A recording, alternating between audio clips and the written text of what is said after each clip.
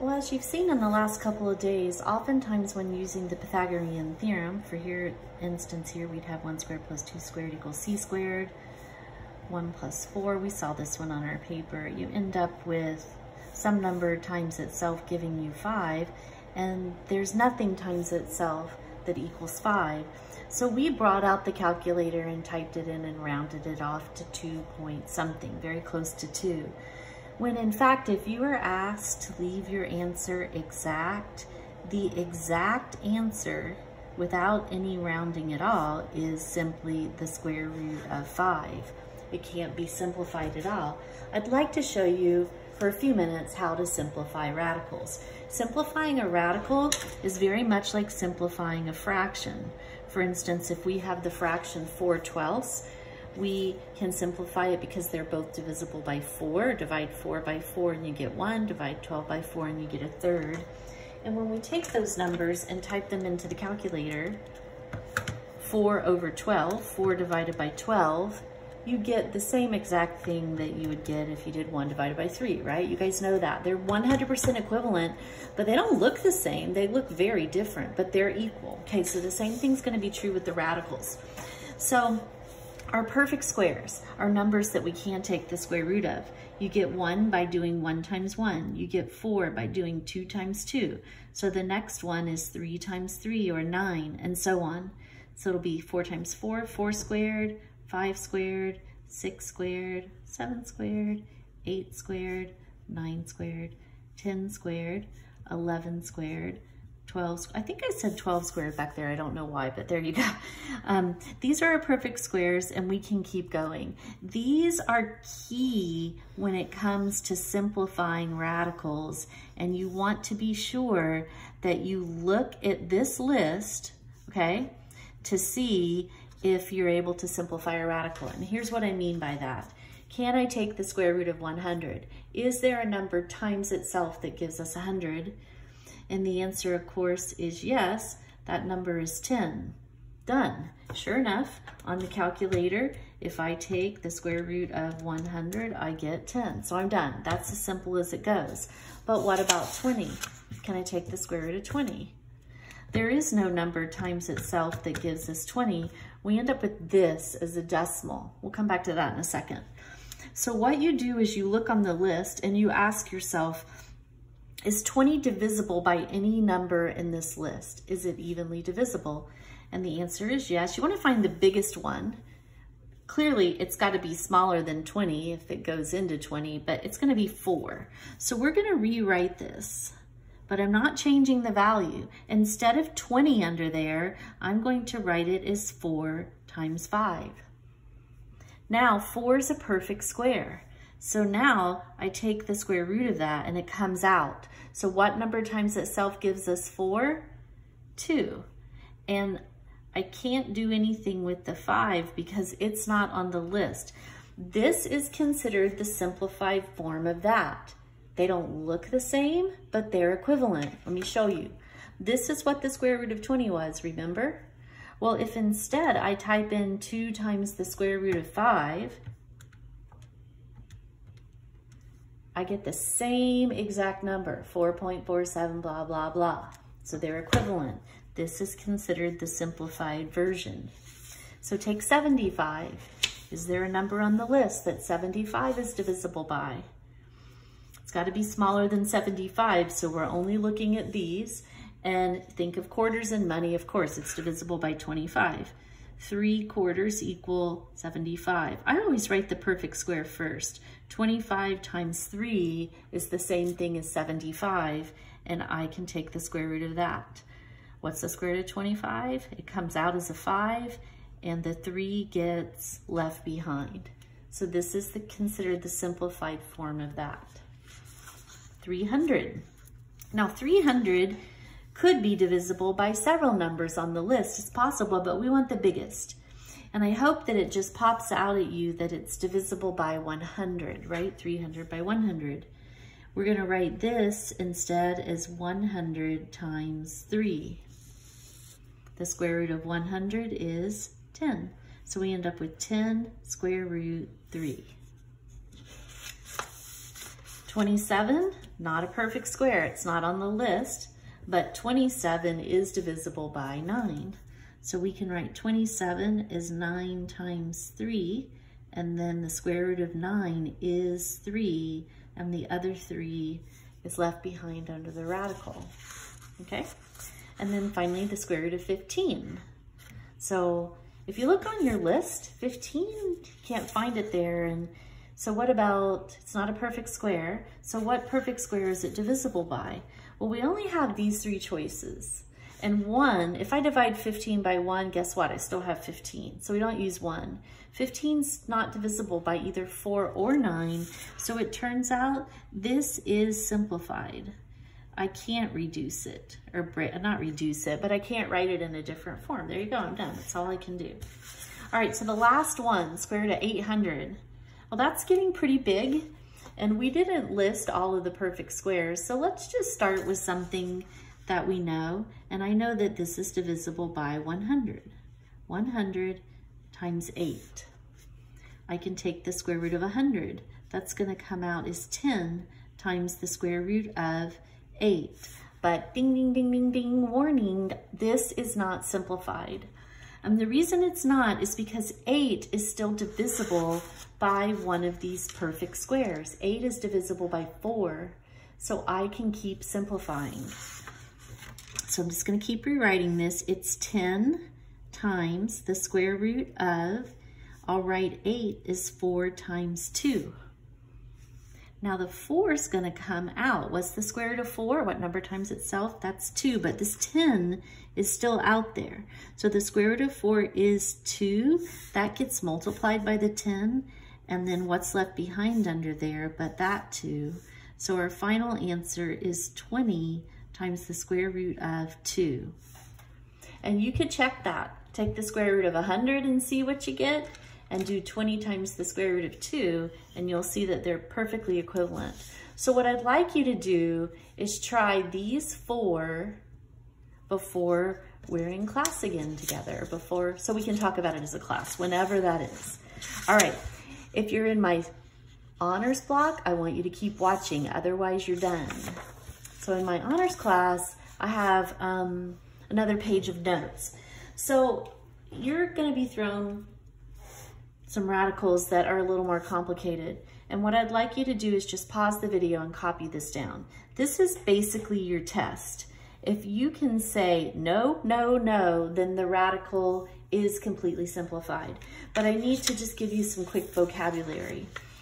So this symbol, whatever it is called a radical symbol. That's the radical. The number underneath, whatever that happens to be, that is called the radicand. If you don't see anything written right here, then it's a square root. What number times itself?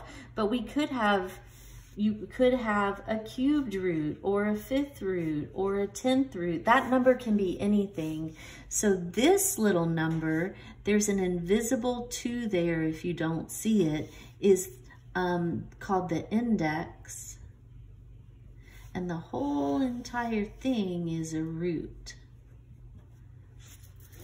Okay, just like the whole thing is an exponent, and is a power, and then we can write the base and the exponent, and the whole thing makes a power. All right, so we want to be able to say no to all of these questions. Is the radicand, is the number underneath divisible by a perfect square? If you say no, it might be simplified.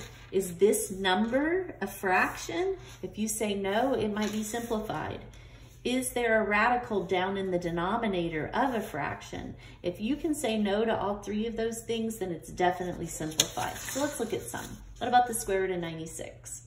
Well, some of you might be pretty strong with your math skills, and others, you might need the calculator more. Let's just say that you weren't really sure, but you just felt like, you know what, I feel like maybe that's divisible by 4, which is a perfect, oh yeah, 4 works. So you immediately write it as the square root of 4 times 24. You can keep going, but it's gonna take 2 steps to finish, much like this one did, okay? That was kind of a long process. Instead, you can look at this and go, wait a minute, 24 is also divisible by 4, right? I could write that as 4 times 6. Well, look at your two perfect squares. What do you get when you multiply those together? You get 16. Guess what that means? 96 is actually divisible by 16 instead. And instead of doing it this way, we could just immediately write it as the square root of 16 times 6. 6 is not divisible by a perfect square. So take the square root of 16, and our answer is 4 times the square root of 6. Okay, so that's kind of what we did before. Let's look at this next one. Which of these questions are we in trouble with here? It's the second one. The radicand, the number underneath the radical symbol, is a fraction. So how do you solve that problem? You split it up. Every fraction is really just a division problem.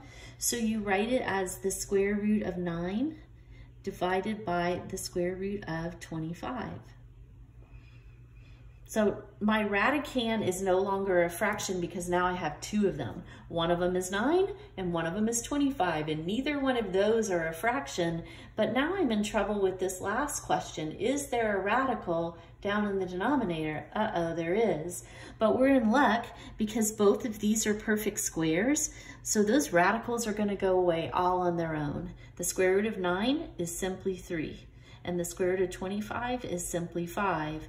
My answer can be a fraction. So I don't have a radical anymore. So I'm done, okay? All right, let's look at number 3. We don't get so lucky on number 3. When I say, uh-oh, this can't be a fraction, and I split it up and I write it as the square root of 4 over the square root of 7, the only one that really takes care of itself is the numerator, right? And we end up with 2 over the square root of 7. Well, that's a problem. So here's what we're going to do. I've got to get this radical to go away in the denominator. So what I'm going to do is I am going to randomly multiply this number by something. And that's not legal in math unless you multiply by 1. If you multiply times 1, I don't change anything, right? Only I'm not going to write it as 1. I'm going to write it as something over itself. And what I want to multiply by is a square root that will bring this up to a perfect square. So let me just do it. You'll see it a time or two more. If I multiply the square root of 7, say by another square root of 7, guess what I'm going to end up with in the denominator? The square root of 49. And that's going to go away. But this has to be a square root of 7 also up top. So it's 2 times the square root of 7 over 49, square root of 49, and I can take the square root of 49. So continuing right down here, we're going to end up with the square root of 49 is 7, and we have 2 root 7 in the numerator.